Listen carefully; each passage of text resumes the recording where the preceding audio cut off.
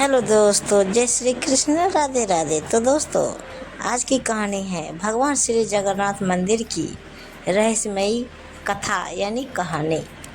माना जाता है कि भगवान विष्णु जब चारों धामों में बसे अपने धामों की यात्रा पर जाते हैं तो हिमालय की ऊंची चोटियों पर बने अपने धाम बद्रीनाथ में स्नान करते हैं।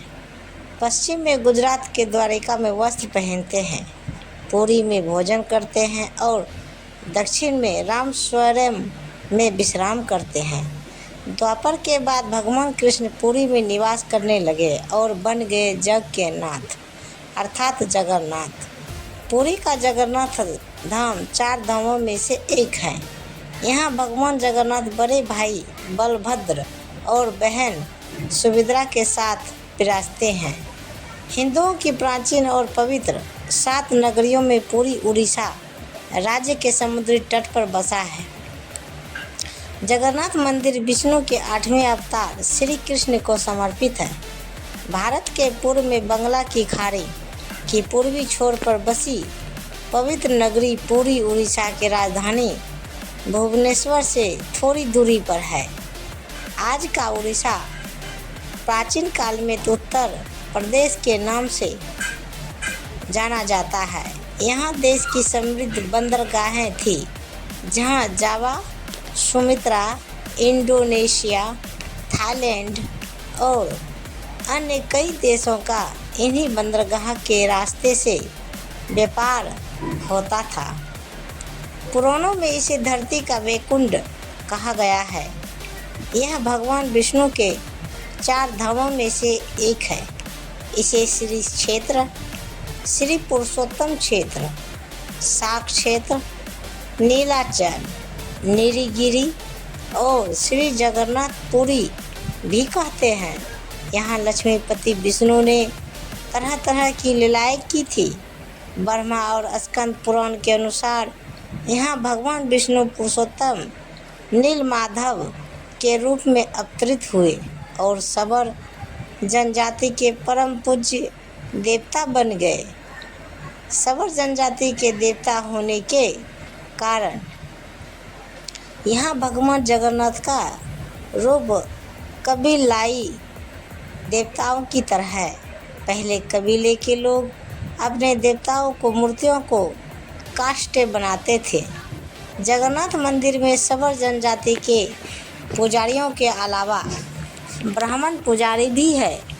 ज्येष्ठ पूर्णिमा से आषाढ़ पूर्णिमा तक सफर जाति के दैत्यपति जगन्नाथ जी की सारी रीतियों करते हैं।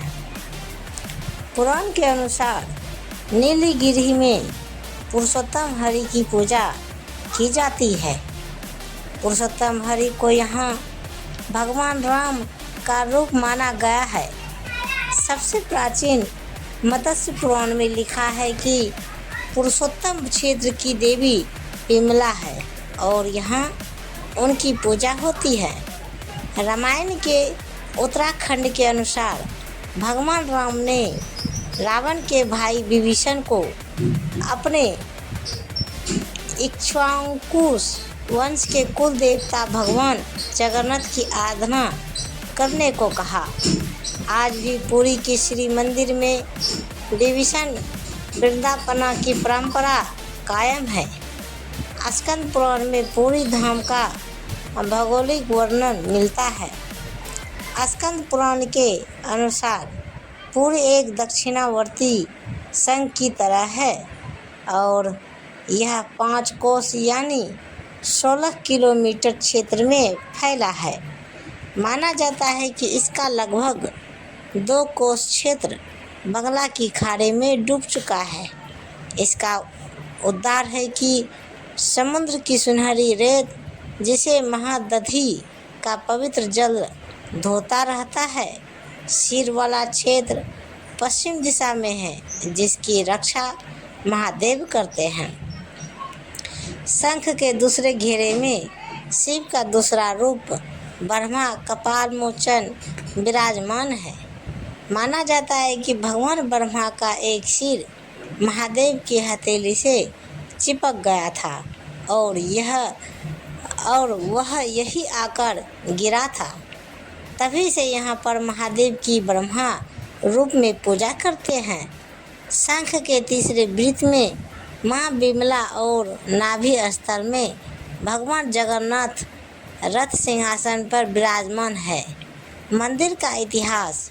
इस मंदिर का सबसे पहला प्रमाण महाभारत के वन पर्व में मिलता है। कहा जाता है कि सबसे पहले सबर आदिवासी है।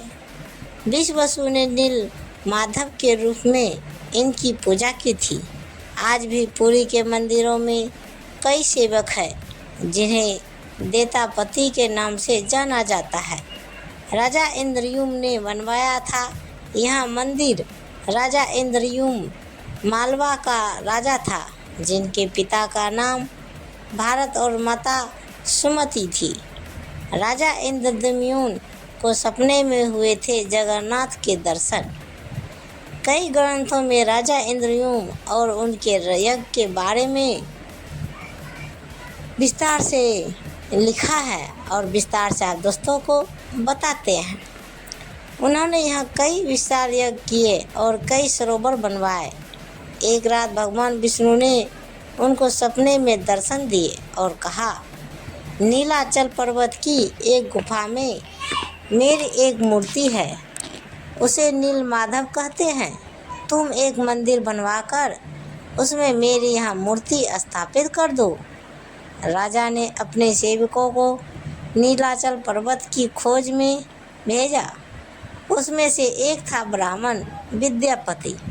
विद्यापति ने सुन रखा था कि सबर कबीले के लोग नील माधव की पूजा करते हैं और उन्होंने अपने देवता की इस मूर्ति को नीलाचल पर्वत की गुफा में छुपा रखा है। वह यह भी जानता था कि सबर कबीले का मुखिया विश्ववसु नील माधव का उपासक है और उसी ने मूर्तियों को गुफा में छुपा रखा है। चतुर विद्यापति ने मुखिया की बेटी से विवाह कर लिया। आखिर मैं वह अपनी पत्नी के जरिए नील माधव की गुफा तक पहुंचने में सफल हो गया। उसने मूर्ति चुरा ली और राजा को लाकर दे दी। विश्वासु अपने आराध्य देव की मूर्ति चोरी होने से बहुत दुखी हुआ। अपने भक्त के दुख से भगवान भी दुखी हो गए। भगवान गुफा में लौट गए, लेकिन साथ ही राजा इंद्रद्युम्न ने से वादा किया कि वो एक दिन उनके पास जरूर लौटेंगे, बशर्ते कि वो एक दिन उनके लिए विशाल मंदिर बनवा दे। राजा ने मंदिर बनवा दिया और भगवान विष्णु से मंदिर में विराजमान होने के लिए कहा। भगवान ने कहा कि तुम मेरी मूर्ति बनाने के लिए समुद्र में तैर रहा पेड़ का बड़ा टुकड़ा उठाकर लाओ, जो द्वारिका से समुद्र में तैरकर पुरी आ रहा है। राजा के सेवकों ने उस पेड़ के टुकड़े को तो ढूंढ लिया, लेकिन सब लोग मिलकर भी उसे पेड़ को नहीं उठा पाए। तब राजा को समझ आ गया कि नील माधव के अनन्य भक्त सबर कबीले के मुखिया विश्ववसु की ही है सहायता लेना पड़ेगी। सब उस वक्त हैरान रह गए जब विश्ववसु भारी भारी भरकम लकड़ी को उठाकर यूं फेंक देता था, लेकिन उस दिन जब विश्ववसु इस लकड़ी को मंदिर तक नहीं ले पाए। अब बारी थी लकड़ी से भगवान की मूर्ति गढ़ने की। राजा की कारीगरों ने लाख कोशिश कर ली, लेकिन कोई भी लकड़ी में एक छेनी तक भी नहीं लगा सका। तब तीनों लोक के कुशल कारीगर भगवान विश्वकर्मा एक बूढ़े व्यक्ति का रूप धारण कर आए। उन्होंने राजा को कहा कि वे नील माधव की मूर्ति बना सकते हैं, लेकिन साथ ही उन्होंने अपनी शर्त भी रखी कि वे 21 दिन में मूर्ति बनाएंगे और अकेले में बनाएंगे, कोई उनको बनाते हुए नहीं देख सकता। उनकी शर्त मान ली गई। लोगों को आड़ी छेनी हथौड़ी की आवाज़ें आती रही। राजा इंद्रद्युम्न की रानी गुंडीचा अपने को रोक नहीं पाई। वह दरवाजे के पास गई तो उसने कोई आवाज़ सुनाई नहीं दी। वह घबरा गई। उसे लगा कि बूढ़ा कारीगर मर गया है। उसने राजा को इसकी सूचना दी। अंदर से कोई आवाज़ सुनाई नहीं दे रही है, अब क्या करें? तो राजा को ऐसा ही लगा। सभी शर्तों और चेतावनियों को दूर किनार करते हुए राजा ने कमरे का दरवाज़ा खोलने का आदेश दे दिया। फिर क्या दोस्तों, जैसे ही कमरा खोला गया, बूढ़ा व्यक्ति गायब था और उसमें 3 अधूरी मूर्तियाँ मिली पड़ी थी।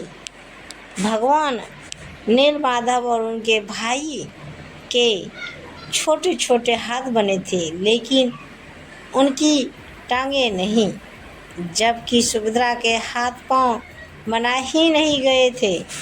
राजा ने इसे भगवान की इच्छा मानकर इन्हीं अधूरी मूर्तियों को स्थापित कर दिया। तब से लेकर आज तक तीनों भाई बहन इसी रूप में विद्यमान है। वर्तमान में जो मंदिर है वह 7वीं सदी में बनवाया गया था। हालांकि इस मंदिर का निर्माण ईसा पूर्व 2 में हुआ था। यहाँ स्थित मंदिर 3 बार टूट चुका है। 1174 ईस्वी में उड़ीसा शासक अनंग भीमदेव ने इसकी जीर्णोद्धार करवाया था।